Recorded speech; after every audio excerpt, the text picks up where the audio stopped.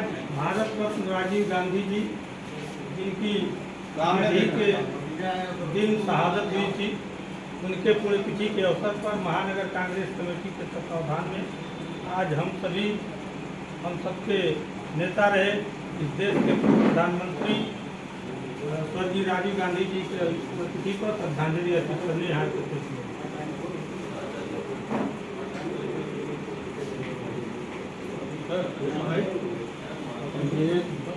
Election के संबंधित यहाँ पे जो गोरखपुर में चुनाव हो रहा है उसमें इंडिया गठबंधन का आपका सपोर्ट है जी, आप लोग किस तरह से देख रहे हैं, कहाँ पर इंडिया गठबंधन स्टैंड कर रहा है, खासतौर से गोरखपुर के कंसेप्ट की बात करें।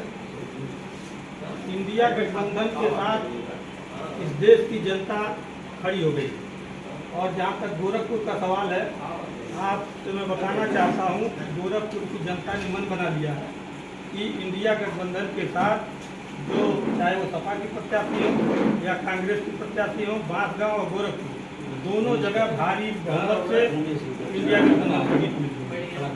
आज भूपेंद्र चौधरी जी का एक बयान आया है जिसमें कहे हैं कि 4 तारीख के बाद राहुल गांधी कांग्रेस खोलो यात्रा में निकलेंगे। जी, बड़बोले लोग हैं, वह केवल बड़बोलेपन से ही आज जनता को, भारत देश को और भारत देश में रहने वाली उस मासूम जनता को हाशिए पर ढकेल दिए हैं। कोरोना काल जो विपदा थी उसमें भी प्रधानमंत्री से लेकर के उनके सभी बड़े नेताओं ने केवल बड़बोलापन दिखाया, जिसकी वजह से बहुत जन की हानि हुई। और इस चुनाव में भारतीय जनता ने यह जान लिया है, समझ लिया है कि हमको अच्छे दिन नहीं चाहिए, पुराने दिन ही चाहिए। मनमोहन सिंह जी ने जिस तरह से इस देश को आर्थिक स्थिति पर मजबूत करने का काम किया था, राहुल गांधी जी के नेतृत्व में जो उन्होंने न्याय यात्रा निकाली, वह निश्चित रूप से भाजपा के लिए जो है अभिशाप साबित हुई है, इसलिए उनको अनाप शनाप बक रहे हैं। राहुल गांधी जी को देश स्वीकार कर लिया है और 2024 के चुनाव में राहुल गांधी जी प्रधानमंत्री बनने जा रहे हैं। अभी हालिया में अगर देखा जाए तो अधीर रंजन साहब बहुत एग्रेसिव मोड में थे जी, आपके राष्ट्रीय अध्यक्ष ने उनसे कहा है कि संयम रखें, नहीं तो पार्टी छोड़ दें। बहुत बड़ा परिवार है कांग्रेस, बहुत बड़ा परिवार है और आप जानते हैं कि परिवार में तमाम लोग एग्रेसिव होते हैं, कुछ लोग जो है समरसता रखते हैं, हर तरह की बात होती है, लेकिन परिवार एक है, उद्देश्य एक है और इस देश के लोगों के लिए सेवा करना कांग्रेस का इतिहास रहा है, बलिदानी इतिहास रहा है। आप सभी के माध्यम से मैं बताना चाहता हूँ कि आज सत्ता में वो लोग बैठे हैं जिन्होंने देश के लिए कभी कुछ नहीं किया और अधीर रंजन जी हमारे पार्टी के एक मजबूत स्तंभ है। और हाँ, डबल हैट्रिक लगाने जा रहे हैं। अग्रेसिव होना, नॉर्मल होना एक स्वाभाविक प्रक्रिया है और बड़ा परिवार है। हम लोग इसको, राष्ट्रीय अध्यक्ष जी ने कहा है कि संयम बरतें, अभिभावक हैं, राष्ट्रीय अध्यक्ष जी अभिभावक हैं, जाहिर सी बात है।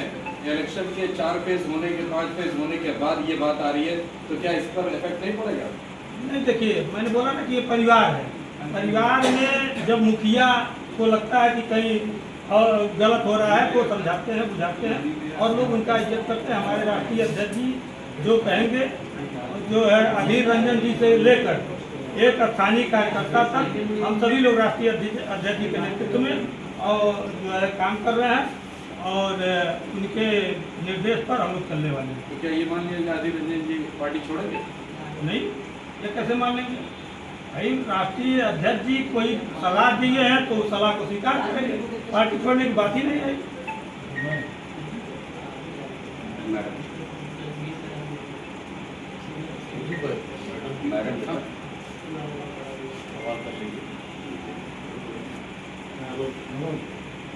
मैम, गोरखपुर में चुनाव हो रहा है, उसको आप किस तरह से देख रही हैं और किन मुद्दों पर इंडिया गठबंधन खासतौर से गोरखपुर का चुनाव लड़ रहा है?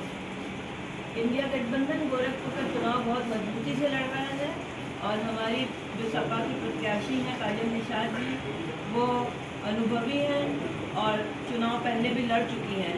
गोरखपुर की जनता अब ये देख रही है कि बार बार भगवा झंडा उठाने से उनको कोई फायदा नहीं हो रहा है। पहले योगी जी को 20 साल सांसद बनाया, फिर पिछले 5 साल से योगी जी ने रवि किशन जी को खड़ा कर दिया सांसद बना के, जिन्होंने कि किसी भी मोहल्ले का मुंह भी नहीं देखा। सिर्फ बड़े बड़े होटलों में वो मीटिंग करते रहे, बड़े बड़े पूंजीपतियों के यहाँ जाके उनकी सभाओं में शिरकत करते रहे, गरीब जनता की उन्होंने बात नहीं सुनी। अभी हम लोग गोरखपुर की जनता का संवाद सुन रहे हैं, घूम रहे हैं, मोहल्लों में देख रहे हैं, सभाएं हो रही हैं।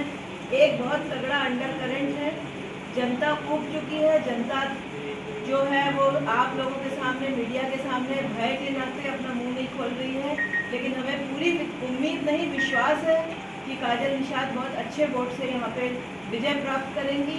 और बहुत जल्दी आप देखेंगे कि योगी जी हिंदू मुसलमान की बातें फिर गोरखपुर में शुरू करेंगे, क्योंकि वही उनका हथियार है, उसी से वो चुनाव जीतते आए हैं।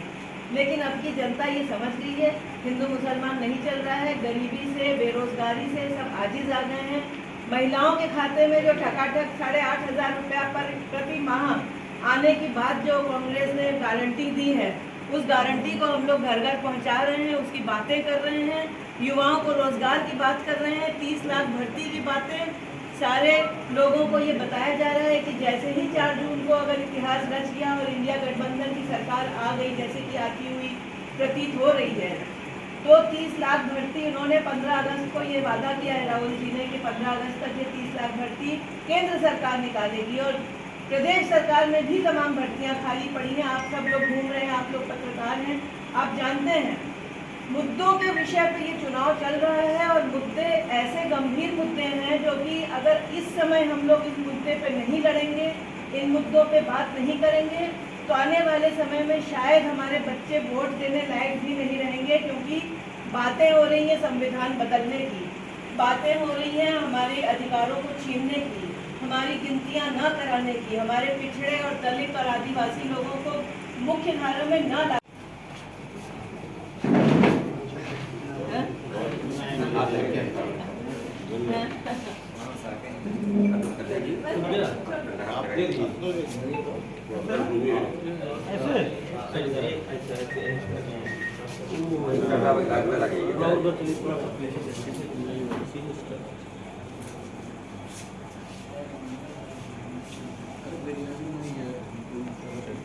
बता दीजिए खाते सिंह है जो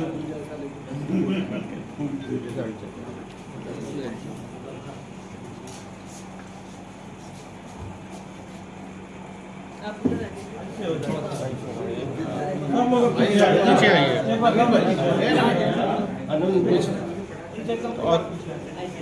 और पीछे होइए।